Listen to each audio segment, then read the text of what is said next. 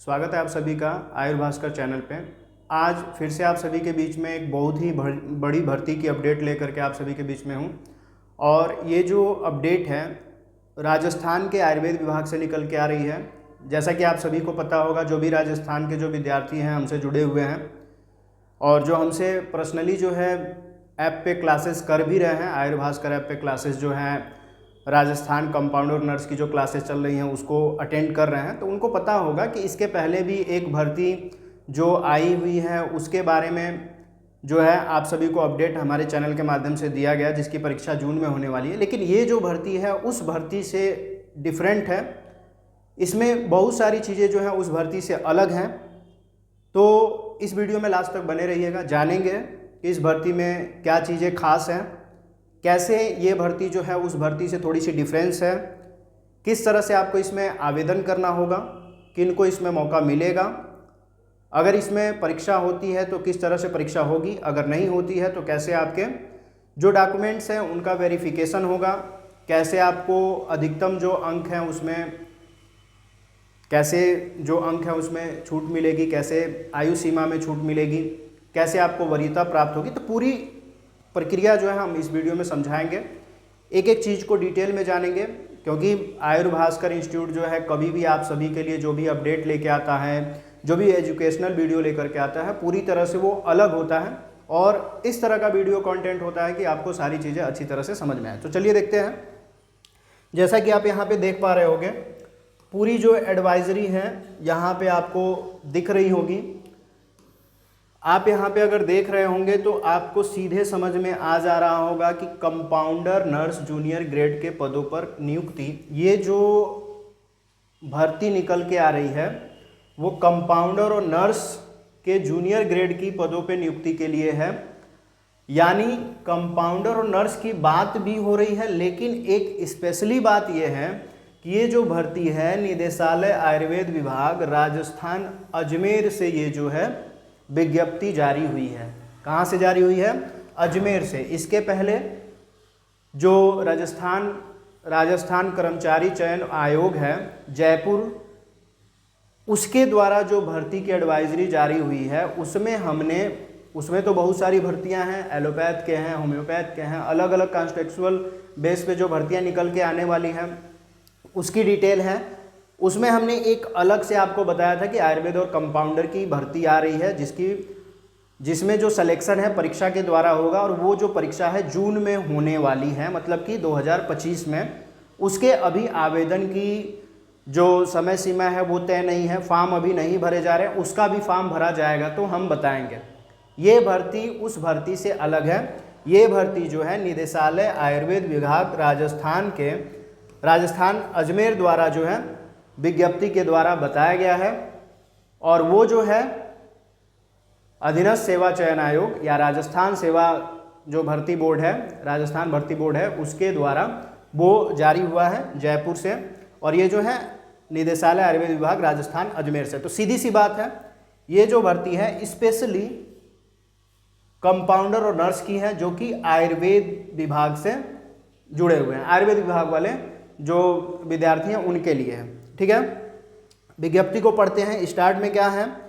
राजस्थान आयुर्वेदिक यूनानी होम्योपैथ एवं प्राकृतिक चिकित्सा अधीनस्थ सेवा नियम 1966 यथा संशोधित के अंतर्गत आयुर्वेद विभाग के अंतर्गत कंपाउंडर नर्स जूनियर ग्रेड के निम्न पदों पर नियमित नियुक्ति के लिए सीधी भर्ती हेतु। अब देखिए यहाँ पे जो भर्ती है वो सीधी भर्ती है और अस्थाई भर्ती है। इसके लिए सारी चीज़ें जो हैं वो डॉक्टर सर्वपल्ली राधाकृष्णन राजस्थान आयुर्वेद विश्वविद्यालय जोधपुर जो है उसकी वेबसाइट पे सारी चीज़ें आपको मिलेंगी। मतलब कि अगर आवेदन भी करना है तो हमें उसी की वेबसाइट पे जा करके आवेदन करना होगा। पूरी वीडियो में हम बताएंगे कि कैसे आपको आवेदन करना है, क्या क्या चीज़ें आपको चाहिए, ठीक है। एक एक करके इस भर्ती से रिलेटेड जो इम्पोर्टेंट चीज़ है उसको जान लेते हैं। देखते हैं। सबसे पहली चीज़ तो हम यहाँ पे जानेंगे कि किस तरह से जो अनुसूचित और अनुसूचित जनजाति या गैर अनुसूचित जो जातियां हैं उनको किस तरह से आरक्षण मिली है, कैसे उनको सीटों का प्रावधान है, कैसे सीटें आवंटित की गई हैं। तो अगर देखें तो कंपाउंडर नर्स जूनियर ग्रेड के ग्रेड की जो भर्ती आई है उसमें आयुर्वेद विभाग के अंतर्गत 650 रिक्तियों पे भर्ती होनी है। 650 सीटें हैं, जिसमें टोटल नंबर ऑफ अगर भूतपूर्व सैनिक का भी जोड़ दिया जाए, भूतपूर्व सैनिक के लिए अगर देखा जाए तो 5 सीट यहाँ पे अलग से हैं। सामान्य के लिए अगर देखा जाए तो 164, मतलब कि जो जनरल कैंडिडेट हैं उनके लिए 164 सीटें हैं। महिला हैं अगर जनरल से बिलोंग करती है तो 47 सीटें उनके लिए हैं। विधवा हैं तो 19 सीटें उनके लिए हैं। और प्रत्यक्ता यानी कि जिसके पति ने उसे छोड़ दिया है तो उनके लिए 4 सीटें हैं। ठीक है। और अगर यहाँ पे देखा जाए तो भूतपूर्व सैनिक के लिए 29 सीटें हैं अगर वो जनरल से है तो। समझ में आया आपको क्या बताया गया कि नंबर ऑफ पोस्ट जो है, रिक्तियाँ जो हैं, अगर भूतपूर्व सैनिक है, जनरल कैंडिडेट है, मतलब कि एक्स सर्विसमैन हैं और जनरल के हैं तो उनके लिए 29 सीटें अलग से हैं। और अगर सामान्य कैटेगरी का कोई पुरुष उम्मीदवार है तो उसके लिए 164 सीटें हैं। महिला है तो 47 हैं, विधवा है तो 19 है और प्रत्यक्ता है यानी कि जिसके पति ने छोड़ दिया है तो उसके लिए 4 सीटें।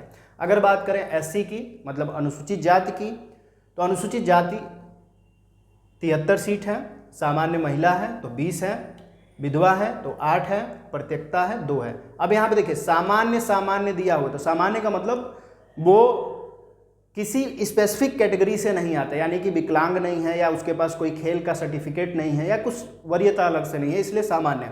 तो सामान्य अगर अनुसूचित है, पुरुष जाति का पुरुष है तो 73 उसके लिए पोस्ट है। सामान्य महिला अनुसूचित जाति की है तो 20 है, विधवा के लिए 8 है और प्रत्यक्ता के लिए 2 है। और यही अगर एक्स सर्विसमैन पे भी लागू होता है कि अगर वह अनुसूचित जाति का है तो उसके लिए 12 सीटें जो हैं इसमें निश्चित हैं। एसटी यानी कि अनुसूचित जनजाति, अगर अनुसूचित जनजाति का पुरुष है तो 54 सीट यहाँ पे मिल रही है।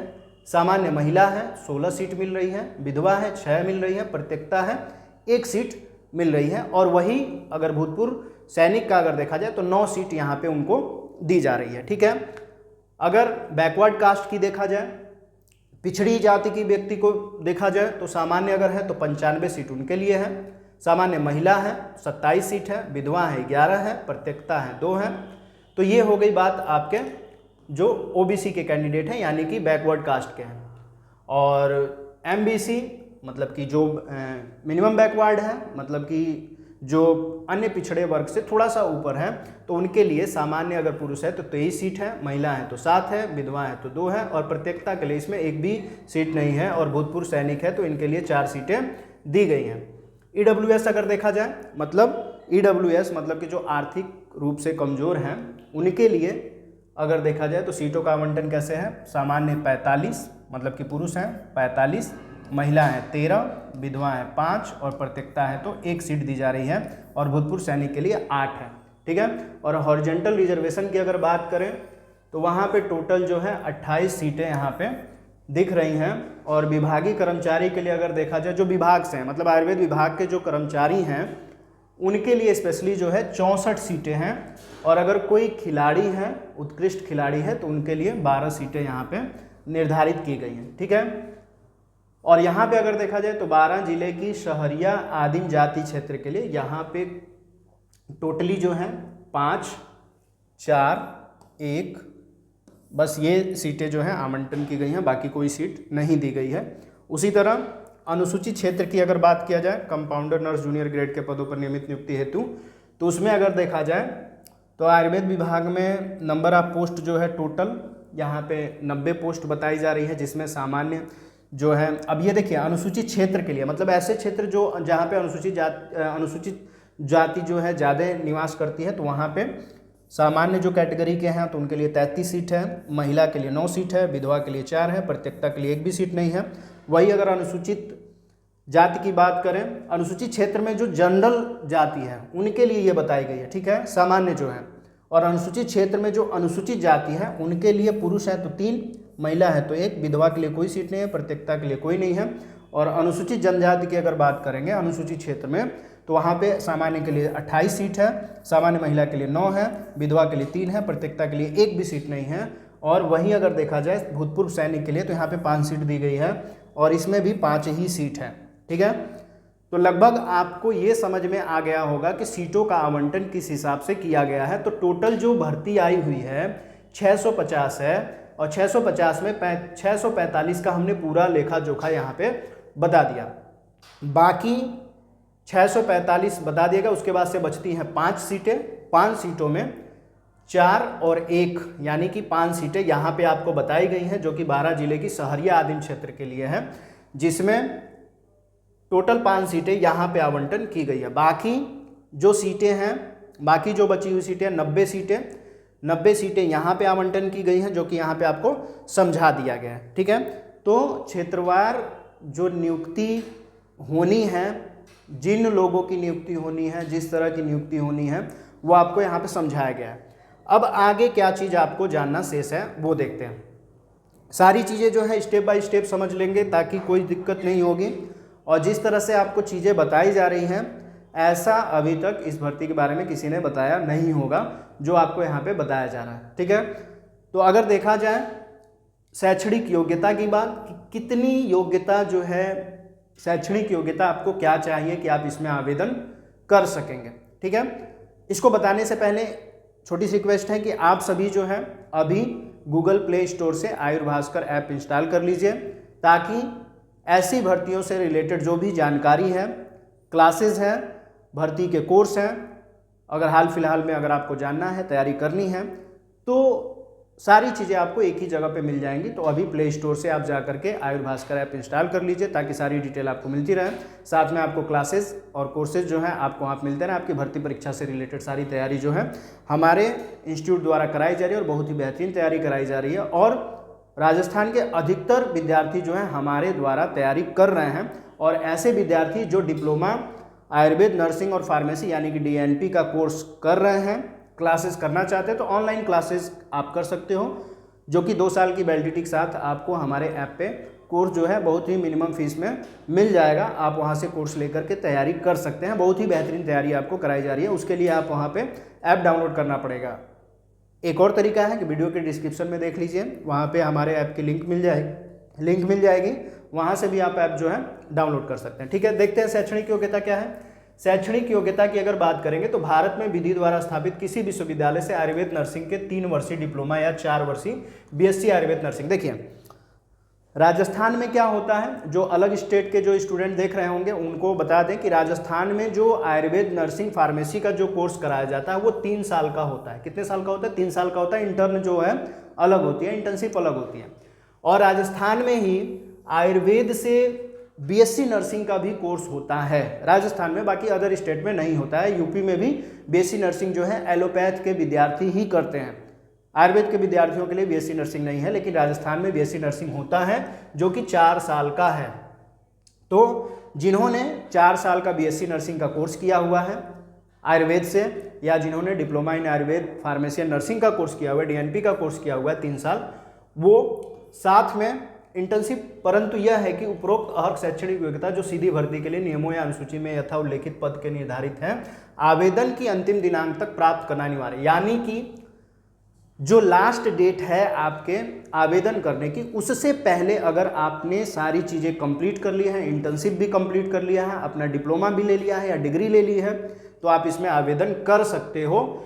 और आपको 2012 राजस्थान आयुर्वेद नर्सिंग काउंसिल 2012 के प्रावधानों के अनुसार अंतिम दिनांक तक रजिस्ट्रेशन कराया जाना अनिवार्य है, वही अभ्यर्थी पद के लिए आवेदन कर सकते। एकदम सिंपल सा फंडा है कि इन्होंने बोल रखा है कि जिन्होंने DNP का कोर्स किया हुआ है या आयुर्वेद नर्सिंग से जिन्होंने आयुर्वेद से जिन्होंने BSc नर्सिंग किया है, उनके लिए आवेदन करना है। लेकिन भर्ती की लास्ट डेट तक उन्हें जो है आयुर्वेद राजस्थान आयुर्वेद नर्सिंग काउंसिल में रजिस्टर्ड होना होगा इंटर्नशिप के साथ। ठीक है, तो वो आवेदन कर सकते हैं। उसके बाद भी शैक्षणिक योग्यता और प्रावधान अगर देखा जाए शैक्षणिक योग्यता में, तो उक्त पद की अपेक्षित शैक्षणिक अर्हता आवेदन की अंतिम दिनांक तक अर्जित योग्यताधारी अभ्यर्थी आवेदन करने के लिए पात्र होगा। मतलब कि जिन्होंने योग्यता हासिल कर ली है, आवेदन की अंतिम तिथि तक वो जो है सारी चीज़ें अगर कंप्लीट कर लेते तो आवेदन कर सकते हैं। दस्तावेज सत्यापन के समय आवेदन करने की अंतिम दिनांक यानी कि 15 जनवरी 2025 तक शैक्षणिक अर्हता अर्जित करने का सबूत देना होगा। मतलब कि अंतिम तिथि है 15 जनवरी 2025, फॉर्म भरने की अंतिम तिथि है 15 जनवरी 2025, उसके पहले सारी चीज़ें आपको कंप्लीट कर लेनी है, तभी आप आवेदन कर सकते हो, नहीं तो नहीं माना जाएगा। अगर पे मैट्रिक्स एवं अन्य प्रावधान अगर देखा जाए तो लेवल 10 का आपको मानदेय या सैलरी जो है आपको प्रोवाइड की जाएगी राज्य सरकार के नियमानुसार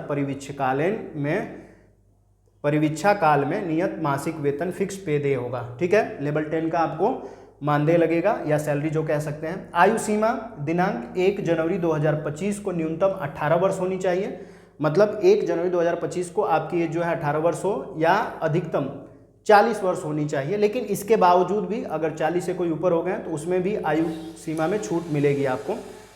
ठीक है, तो ये सारी चीज़ें हैं। दिनांक 12/6/2023 के अनुसार जो व्यक्ति 31/12/2020 को आयु सीमा के भीतर था उसे 31/12/2024 तक आयु सीमा के भीतर ही समझा जाएगा। तो ये चीज़ें आप देख लीजिएगा। अगर देखें आयु सीमा में छूट की बात, कि आयु सीमा में छूट दी जा रही है कि नहीं दी जा रही है, तो पहला अगर कैटेगरी पढ़ा जाए तो राजस्थान के अनुसूचित जाति, अनुसूचित जनजाति, पिछड़ा वर्ग, अति पिछड़ा वर्ग, आर्थिक रूप से कमजोर वर्ग में पुरुष अभ्यर्थी जो है उनको 5 साल की आयु सीमा में छूट दी जाएगी। मतलब अगर जनरल के हैं, जो अनुसूचित जाति के हैं, अनुसूचित जनजाति के हैं, पिछड़ा के हैं, जनरल को छोड़ करके 40 साल के हो गए हैं तो उनको 5 साल की छूट मिलेगी, यानी कि वो अगर 45 तक भी हैं तो वो फॉर्म भर सकते हैं। ठीक है, सामान्य वर्ग की अगर महिला हैं तो उनको भी 5 साल का छूट दिया जाएगा। मतलब कि अगर जनरल कैंडिडेट हैं, लेडीज़ हैं, तो उनको भी 5 साल की छूट मिलेगी। राजस्थान राज्य की अनुसूचित जाति, अनुसूचित जनजाति, पिछड़ा वर्ग, अति पिछड़ा वर्ग एवं आर्थिक रूप से कमजोर वर्ग की महिला हैं तो उन्हें जो है 10 साल की छूट मिलेगी। यह जो आरक्षण है महिलाओं के लिए ज़्यादा है। अदर कैटेगरी के अगर हैं, अनुसूचित जनजाति के हैं, ओबीसी के हैं या अनुसूचित जाति के हैं तो 10 साल की छूट आपको अधिकतम आयु सीमा में मिलेगा। अगर कोई विधवा है या परित्यक्तता महिला है तो अधिकतम आयु सीमा नहीं, तो उनको कोई छूट नहीं दिया जाएगा। तो विधवा अगर है, परित्यक्तता है तो उनको आयु सीमा में छूट नहीं मिलेगी, ये चीज़ दिमाग में रख लीजिएगा। ठीक है, इसके आगे देखते हैं और क्या चीज़ इस भर्ती में खास है, क्या चीज़ें आपको और इसमें समझना है। एक चीज़ और है, वरीयता समझ लेते हैं कि किन को वरीयता मिलेगी।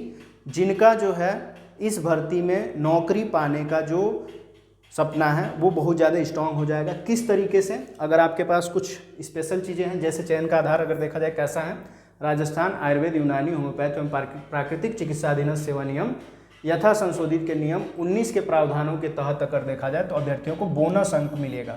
बोनस अंक किन्हें मिलेगा, जो कि बहुत आसानी से सिलेक्शन जिनका हो सकता है बोनस अंकों के आधार पर। कैसा बोनस अंक मिलेगा आपको, यदि इन विज्ञप्ति पदों के लिए राज्य सरकार मुख्यमंत्री बीपीएल जीवन रक्षा कोष, राष्ट्रीय स्वास्थ्य मिशन, डॉक्टर सर्वपल्ली राधाकृष्णन राजस्थान आयुर्वेद विश्वविद्यालय जोधपुर या सरकार द्वारा राजस्थान राज्य में संचालित कोई आयुष परियोजना के अंतर्गत विज्ञप्ति पद के समान कार्य करने की अवधि के आधार पर अनुभव प्राप्त अभ्यर्थियों को प्रत्येक पूर्ण वर्ष के अनुभव पर 10%, मतलब कि अगर राष्ट्रीय स्वास्थ्य मिशन में किसी ने काम किया हो, जीवन रक्षा कोष में या मुख्यमंत्री बीपीएल में, राज्य सरकार द्वारा चलाए हुए बहुत सारे स्वास्थ्य प्रोग्राम हैं, उसमें अगर किसी ने कार्य किया है, अगर 1 साल का उनके पास अनुभव है तो उनको 10% बोनस अंक दिया जाएगा।